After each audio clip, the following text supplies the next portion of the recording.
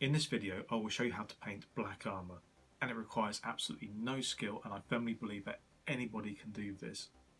It's practically cheating.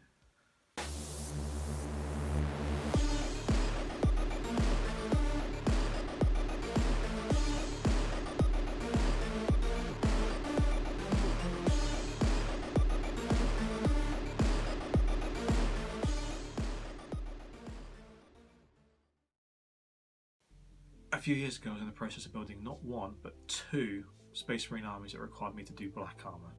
These were the Black Templars and the Death Watch. I had hundreds of Marines to paint, so I did what any lazy person would do: try and find an easier way to do it. I watched a number of tutorials on YouTube but could not find anything that I liked that did not require an airbrush. Most required me to spend an absolute age on the base colour, and many relied on doing edge highlighting, which is something I tend to avoid. I actually ended up adapting a recipe I was already using for my Armourer's army. I swapped out a paint or two and came up with the following. For this tutorial I am using an old metal Space Marine veteran, and I will be painting him as a Black Templar. To start, you will need to prime the miniature grey. I tend to use an automotive primer.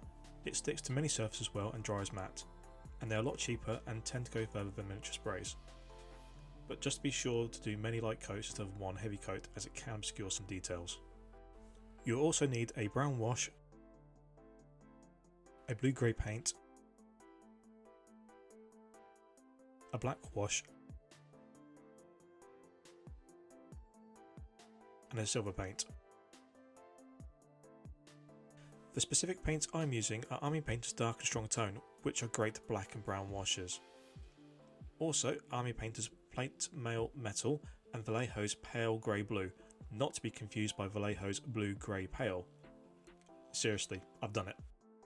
The Games Workshop alternatives for these colours are Grey Seer Spray for the primer, Nuln Oil for the dark tone, Agrax Earthshade for the strong tone, Fenrisian Grey for the pale blue grey, and Ironbreaker for the Plate Mail Metal. I start by coating the parts of the mini I want to be black with the black wash. Don't be too shy with the coverage, but you don't want it pooling too heavily in the recesses. You also don't need to be tidy with any of this, as you can paint over where the washes go when you finish the black armour.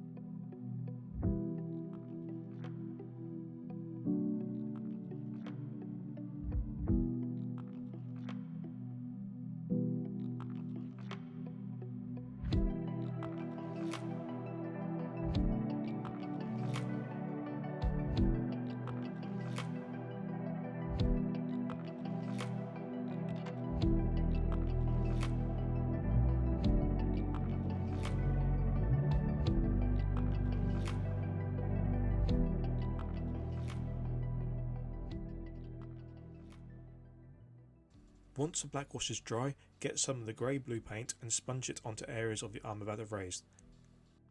Dab the sponge into the paint and then remove a lot of the excess with a paper towel.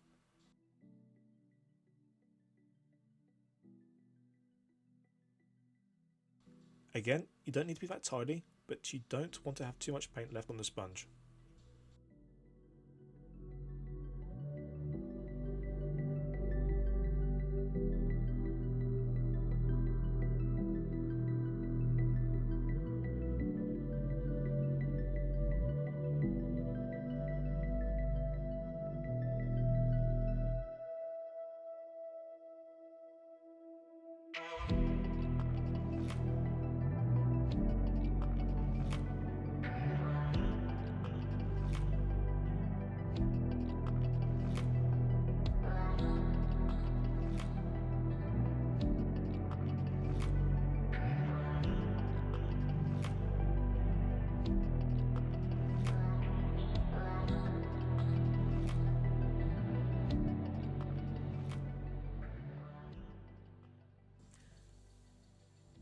Next up is the brown wash.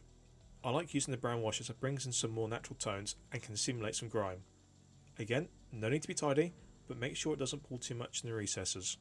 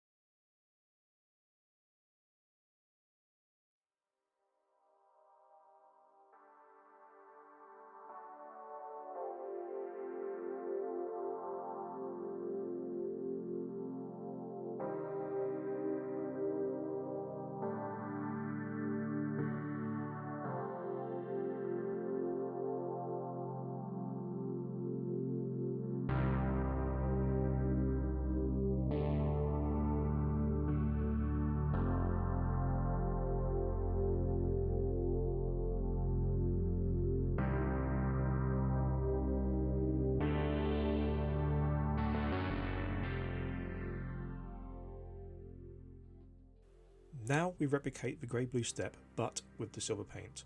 We want to do this one a bit more lightly than the grey-blue. We also don't want the silver to obscure the grey-blue, but act more as a highlight to it. This is the stage where if you want to add scuffs or some more detailed wear with a brush, you can.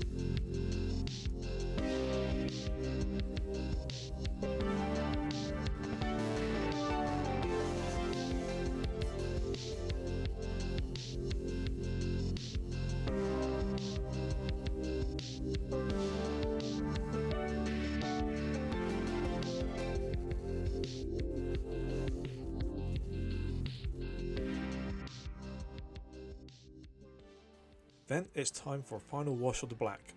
Again, no need to be tidy, just get it on there.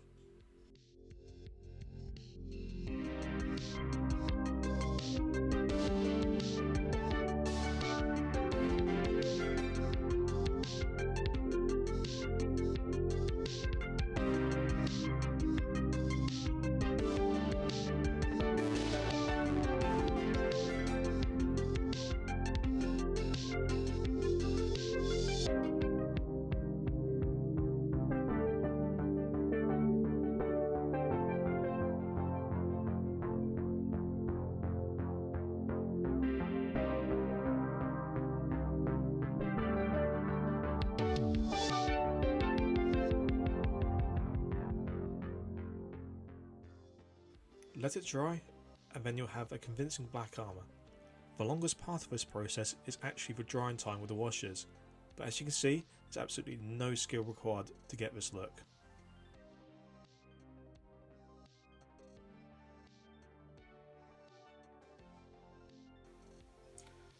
And there you have it, black armour with no skill.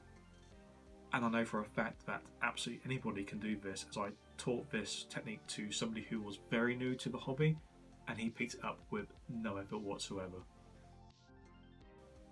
A tip I'll give you right now is if you are thinking of using this process on a larger model like an AFV or a flyer, then on the very first black wash step, apply maybe 2 or 3 coats there before going on to the grey. So if that tickles your fancy, then please do subscribe. Or not. I'm not the boss of you.